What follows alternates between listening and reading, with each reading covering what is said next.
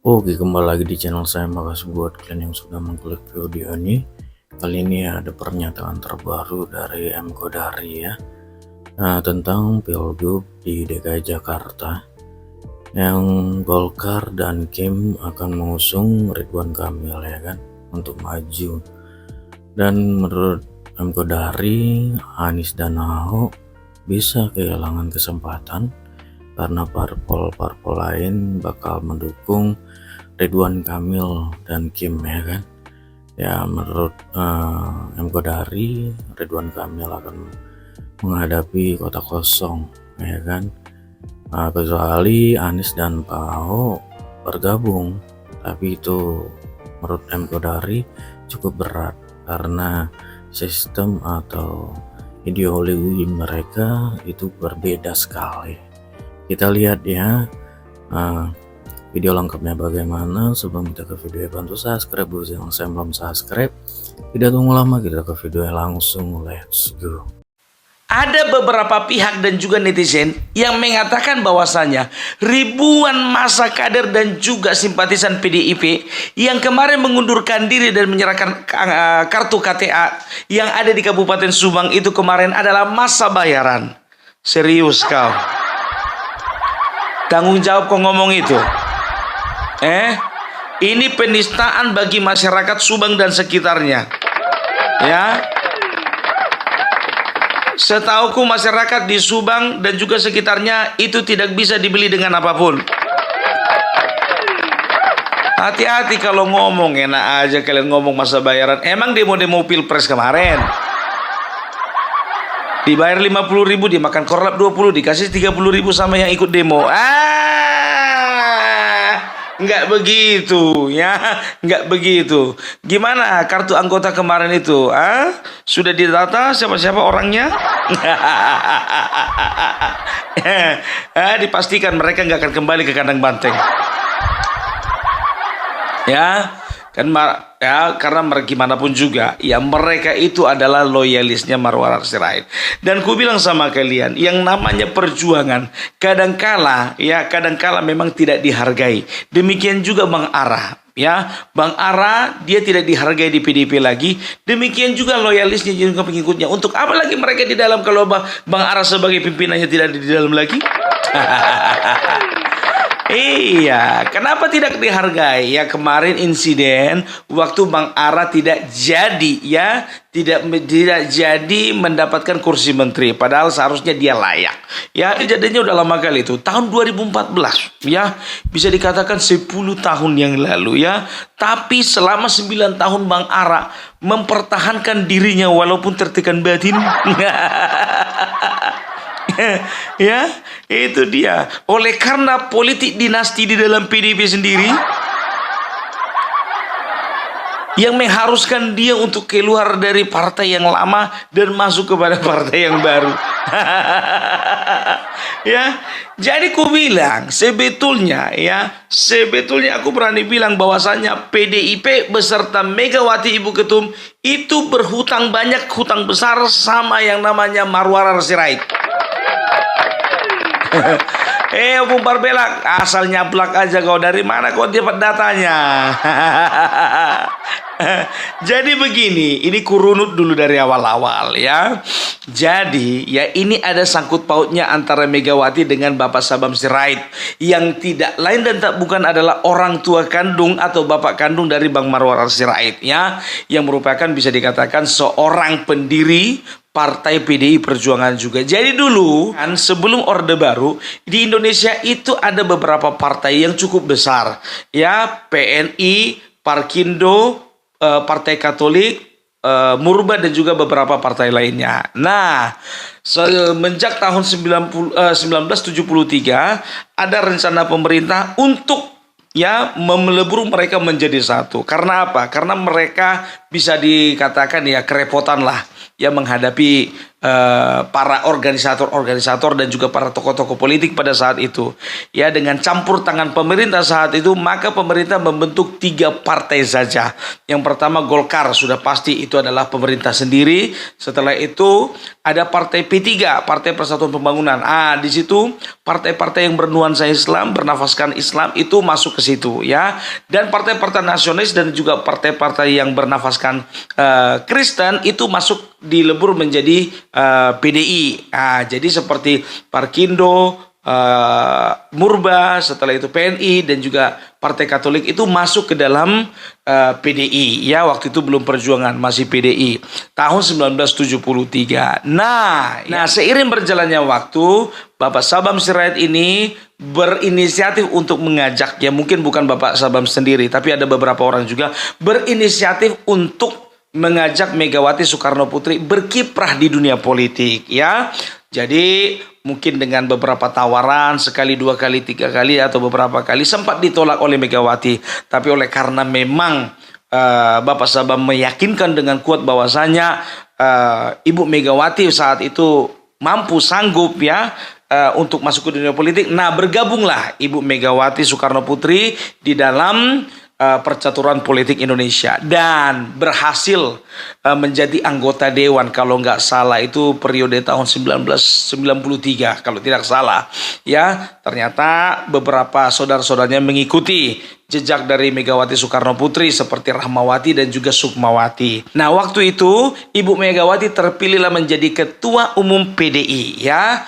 Dan kita bisa tahu, ya, di baliknya itu ada seorang mentor yang hebat, yaitu Bapak Sabam Sirait yang selalu mendampingi, yang selalu membimbing Ibu Megawati ketika itu. Nah, ya, karena pemerintah pada saat itu tidak setuju dan tidak suka, ya, dengan kepemimpinan Megawati di PDI waktu itu, maka diadakanlah kongres di Kota Medan, ya. Diadakanlah pertemuan di Kota Medan untuk menentukan siapa, ya, yang menjadi Ketua Umum PDI, ya, versi pemerintah, ya. Jadi terpilihlah di situ waktu itu Suryadi. Nah, ketika tahun 1996 Suryadi, ya, PDI-nya versi Suryadi dan PDI versi Megawati tidak bisa dipertemukan.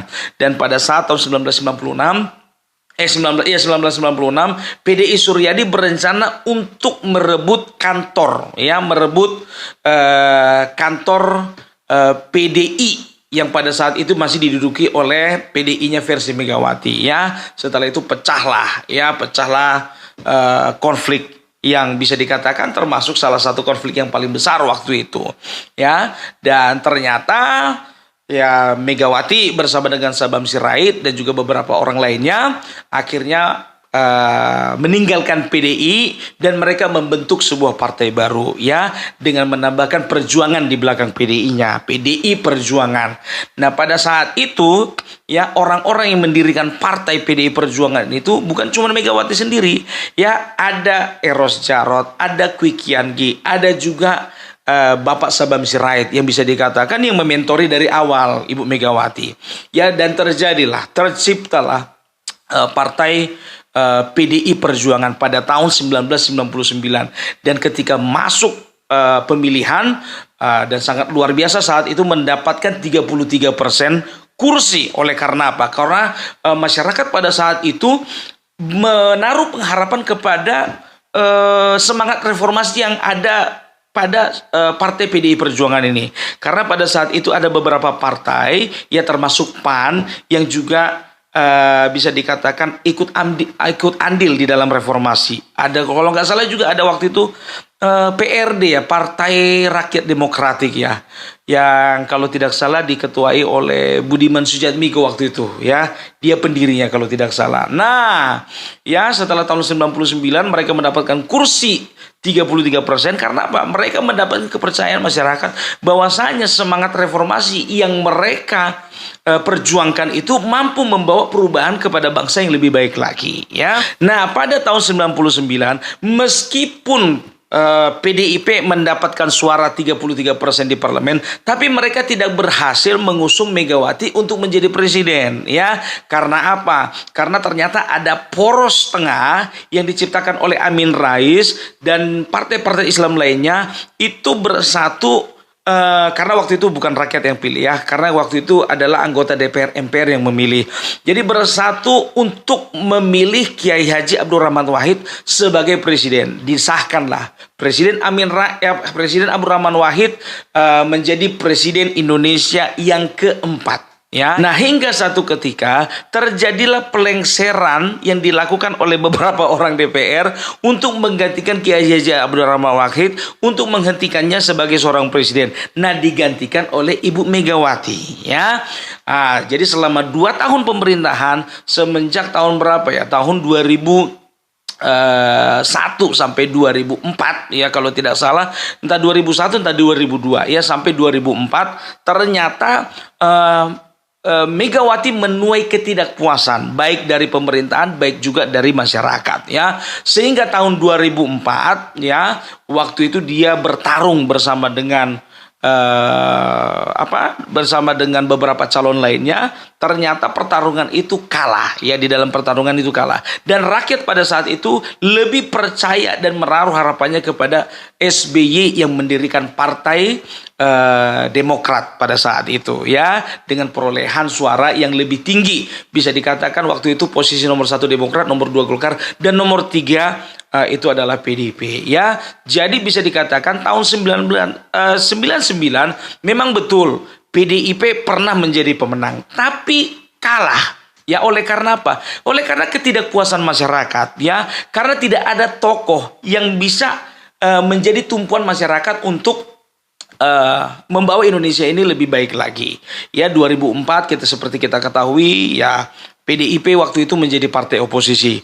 2004, 2009 mencoba lagi, kalah lagi. 2009, 2014 ya. Karena pada saat itu 10 tahun 2004 sampai 2014 itu adalah tahun keemasan bagi Partai Demokrat. Nah, pada tahun 2012 terjadilah pertarungan di DKI Jakarta untuk memilih gubernur pada saat itu.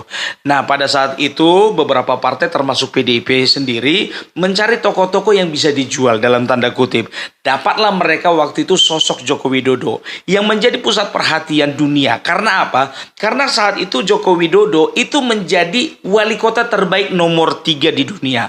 Nah, diboyonglah Joko Widodo ini ya pada tahun 2012 untuk bertarung melawan beberapa calon kuat lainnya ya. Kala itu Bapak Joko Widodo bersama dengan Ahok ya mendapatkan kepercayaan ya untuk menjadi calon gubernur, dan puji Tuhan alhamdulillah pada saat itu karena memang masyarakat dan rakyat juga melihat bagaimana kinerjanya Joko Widodo ini memang betul-betul bukan main-main. Ternyata banyak masyarakat yang menaruhkan harapan dan menentukan pilihan kepada Joko Widodo ya. 2012, 2014 ya terjadilah pertarungan Pilpres untuk pertama kalinya yang dimenangkan oleh PDIP sendiri ya dengan mencalonkan Joko Widodo, karena memang pada saat itu beberapa tahun berturut-turut Joko Widodo dengan kebijakannya, dengan kinerjanya, dengan performance-nya, dia itu betul-betul menunjukkan kualitas luar biasa. Nah, dengan demikian ya, Joko Widodo karena memang rakyat melihat sebagai sosok presiden harapan masa depan bangsa Indonesia, pusatlah perhatian masyarakat ke partai yang mengusungnya, yaitu PDIP. Nah, terbantulah partai PDIP ini sehingga Joko Widodo menang, partai PDIP juga menang. Itu periode pertama pada 2014. Menanglah ya, setelah 10 tahun kembali menang PDIP. 2019 begitu juga menang lagi PDIP. Karena apa? Karena ada sosok Joko Widodo. Nah, salah satu orang yang getol keras mengkampanyekan Joko Widodo adalah Marwarar Sirait, anak dari pendiri PDIP itu sendiri. Tapi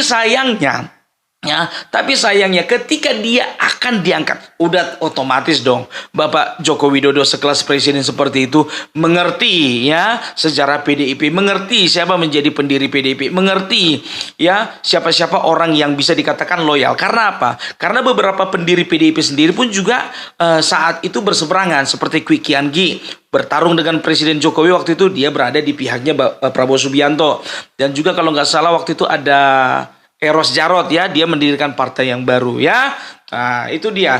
Jadi harusnya PDIP itu melihat ada potensi yang dimiliki seorang Marwarar Sirait ini selain daripada anggota Dewan DPR RI ya. Harusnya saat itu kalau misalnya seorang presiden sudah mempercayakan ya, sudah mempercayakan bahwasanya Marwarar Sirait itu layak untuk menjadi seorang menteri, harusnya ketua umum juga merestui gitu. Ini kan tidak.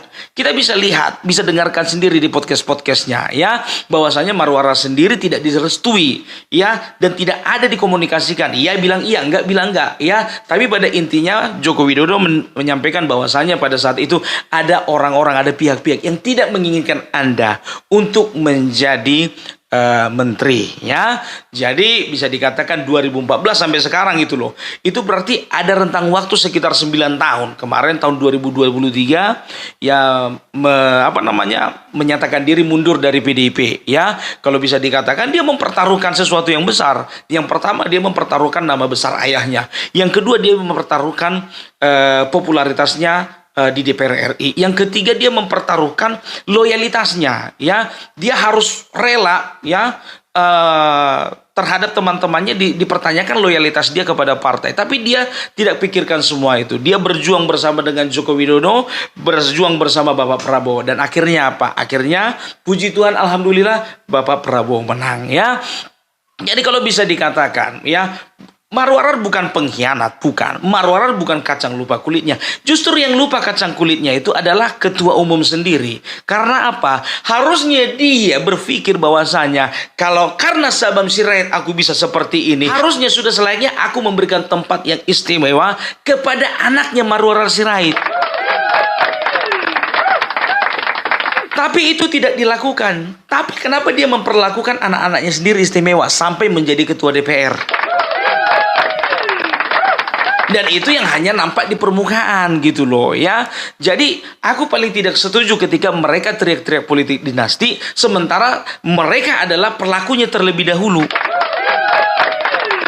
Mereka adalah pelopor dari politik dinasti itu gitu loh. Masalahnya mereka melakukannya di legislatif, Joko Widodo tergambar atau termindset melakukannya di eksekutif gitu loh ya. Jadi udahlah ya, tidak ada partai yang baik, tidak ada orang yang baik, tidak ada partai yang buruk, tidak ada orang yang terlalu buruk gitu loh. Jadi kalau bisa dikatakan ya, namanya PDIP dan juga Megawati Soekarno Putri itu hutang besar kepada ARA.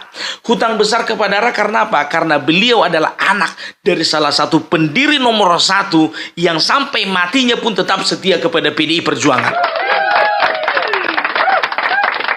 Susah mempertahankan kepercayaan itu dan susah untuk mempertahankan kesetiaan itu gitu loh ya. Oke lah kalau kayak gitu. Jadi sudah jelaskan ya, kita ikuti alurnya dari awal sampai akhir. Ini bukan hoax ya. Ini bukan cerita dongeng ya. Ini aku gali dari beberapa sumber. Ini aku gali dari beberapa berita. Ini aku gali dari beberapa artikel-artikel sejarah ya. Oke, jadi jangan sampai katakan pengkhianat kepada yang bukan pengkhianat, jangan katakan pemberontak kepada yang bukan pemberontak. Oke, salam Parabelak, salam NKRI harga mati. Oh, itu dia videonya ya. Cukup menarik sekali tentang pembahasan DKI Jakarta dan Jawa Barat ya. Ya, kita tahu Golkar lah mendukung Deddy Mulyadi untuk maju di Jawa Barat. Ya, karena menurut M. Kodari, ya itu basis Gerindra ya. Karena itulah mendukung Deddy Mulyadi. Dan Ridwan Kamil maju ke DKI Jakarta. Ya itu strategi yang bagus ya kan. Wah, gimana menurut kalian ya? Coba komen di bawah. Dan sampai bertemu di video saya selanjutnya. Buah.